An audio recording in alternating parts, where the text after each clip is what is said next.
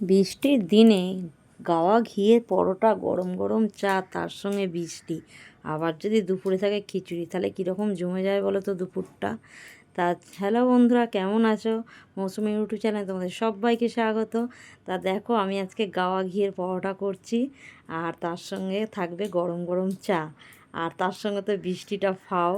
তা বৃষ্টি উপলক্ষেই এত কিছু, ফাও বললে ওটাকে হবে না। তা তোমরা কে কোথা থেকে ভিডিও দেখছো, আমার ভিডিওগুলো তোমাদের কেমন লাগে অবশ্যই আমাকে কমেন্ট করে জানিও। আর দেখো, আমি পরোটা করছি, আর এদিকে দেখো বৃষ্টিও পড়ছে খুব মুষলধারায়, খুব সুন্দর। আর এত গরমের পর যে বৃষ্টিটা এলো, এটাই সব থেকে প্রাপ্তি। আর আমি ভাবলাম যাক, বৃষ্টির দিনে একটু ভালো কিছু বানাতেই হবে। তা ভালো কিছু বানাতে গেলে কি করব, চলো ওই জন্যই ঘিয়ের পরোটা।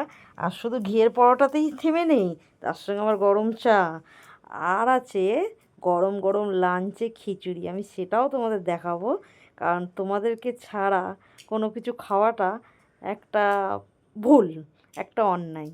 হ্যাঁ, তা চলো, তোমরা যখন আমার সাথেই আছো, আমার পাশেই আছো, আমার পরিবারেরই মতো, আমার সব থেকে কাছের বন্ধু, তা তোমাদেরকে কিছু না দেখালে সেটা কি করে হয় বলো।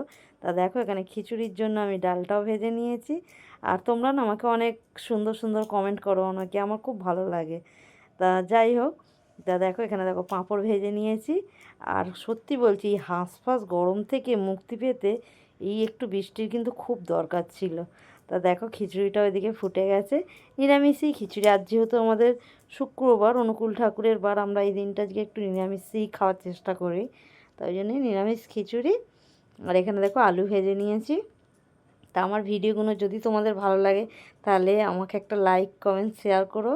আর ভিডিওগুলো ভালো লাগলে বা এই ধরনের ভিডিও পেতে গেলে চ্যানেলটা সাবস্ক্রাইব করো, তাহলে আমার খুব ভালো লাগবে। আর তোমরা আমাকে অনেক অনেক ভালোবাসা দাও, জানো তো।